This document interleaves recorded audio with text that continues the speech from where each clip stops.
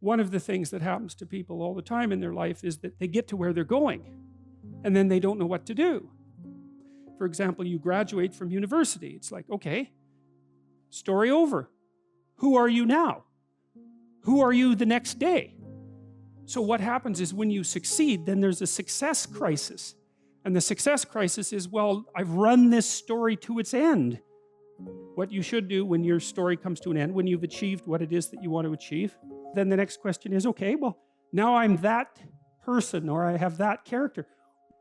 What do I need to do next? And some of that is always, well, what do I need to give up? You know, one of the experiences I've had in my life, fairly commonly, in a variety of different ways, this is especially true when I was paying a lot of attention to my dreams, which I did for about 15 years, I guess, something like that. Now and then I would feel like I'd learned some things and had sort of consolidated them, and then before I went to sleep, I'd think, okay, I'm ready to learn something else. And I didn't say that without trepidation, and because usually when you learn something, you know, it's not that pleasant, because you usually learn something about why you're wrong. And the deeper the thing that you learn, the more you learn about why you're wrong. And there's a death that's associated with that, because then you have to let that part of you that's wrong die. That's the sacrifice. And so you have to be willing to make a sacrifice before you're going to learn something. What you'll learn is in proportion to your willingness to make a sacrifice. And I really do believe that. I do believe that as well, because I also think that if you commit to something, that means that you don't do a bunch of other things, right? So that's the sacrifice of all those other things. You commit to it and you set your sights on it.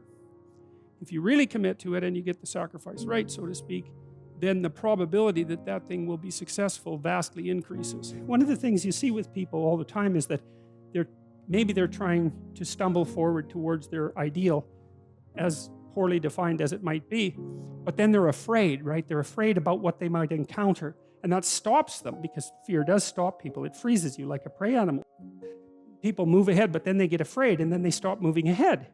And that's not so good, because negative emotion is a really powerful motivator. So we're more motivated by negative emotion than positive emotion, quantitatively speaking. That's, I think, because we can only be so happy, but we can really be suffering and dead, you know? So we have to pay more attention to the negative. And that's bad, because the negative can stop you. And then in my clinical practice, you know, I often talk to people who are trying to make a difficult life decision, and they're weighing out the costs and the benefits of making the life decision, you know? And one of the things I always talk to them about is, wait a second, that's an incomplete analysis. You have to weigh out the benefits and the costs of doing this. And you have to weigh out the costs and benefits of not doing that. And that's not the same as the zero that you assume that you're starting with. Because to not make a decision also has a cost. And sometimes the cost of not making a decision is far worse than the cost of making a decision, even if the decision is risky. And so one of the things you can derive from that, and this is very useful, to contemplate your mortality, so to speak, is you're screwed no matter what you do. And that actually frees you, is that you have path A that has catastrophes, and you have path B that has catastrophes, and you don't get to have the no catastrophe path, but you get to pick which one.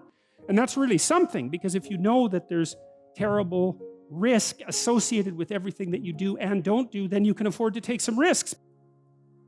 And this is all within the ark metaphor. I'm still making the case that despite the fact that your life is essentially catastrophic, you can make a covenant with the highest ideal, and that will take you through it the best way possible. I'm still making that case. So then you think, okay, well, I'm trying to make this decision. I'm going to go try to do something difficult. And isn't that terrifying? And then you think, yeah, but wait a minute. What's really terrifying is not doing it. And then you think about the cost of not doing it. So in the future authoring program, we have people do this little meditative exercise, which is, okay, just think about your insufficiencies by your own definition, the way that you don't do what you know you should do, about the things that you do that you shouldn't do, that you know you shouldn't do beyond a shadow of a doubt. There's some things like that. And that's bad habits and poor aim and all of the resentment and hatred and aggression and unresolved conflicts and all those things that are dementing you and warping you, and then think, okay, those things get the upper hand, man. They get the upper hand, and they take you the worst possible place you could go in the next 3 to 5 years. What exactly does that look like? And so you sketch all that out and you think, hey, I don't want to go there. And so the next time that a temptation comes up, you think, well, it'd be a lot better for me if I didn't succumb to this temptation. It's like, that's kind of weak, eh? You'd look a little better if you didn't eat a cheesecake a day or something like that. That's something, but it's not the same as I'm going to have diabetes and I'm going to lose my damn leg in 5 years if I don't get my eating under control. That's motivating. And so then the temptation comes along and you think, oh, how about no? Not just because a higher good would be obtained if I avoided it, but because a terrible catastrophe would be averted if I didn't. Well, so you want to get your fear behind you. You want to get it behind you where it's pushing you forward instead of in front of you where it's stopping you. And you get your fear behind you, pushing you forward by actually thinking through the consequences of not putting your life together. The least of those is that you waste it and suffer, right? Because you're going to suffer anyways. So you waste it and suffer. That's a bad deal. Because maybe if you're going to suffer, you could at least do something noble and glorious, upright, powerful and honorable and admirable and helpful and difficult. That's just so much better. And maybe that's good enough so that you think, hey, you know, little suffering, it's basically worth it. At least it's a way forward.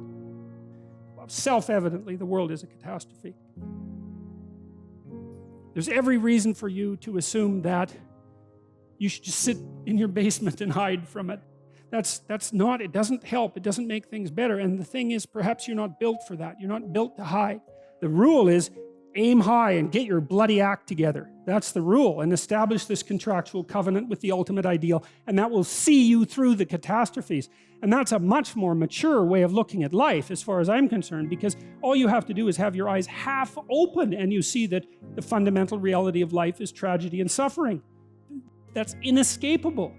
The question, that doesn't mean that it makes life unbearable or that it makes being something that shouldn't have existed. That isn't what it means, but it means that you have to contend with it. The willingness to adopt responsibility for yourself and for others is the precondition for that. And then maybe if you do that properly, then now and then you get some happiness. You know, you can sit at the end of a day and you have half an hour where your conscience is clear and there's nothing that you need to be doing, and you can relax and think, you know, that's all right. Things are okay. And thank God for that. And that's maybe where you get your happiness.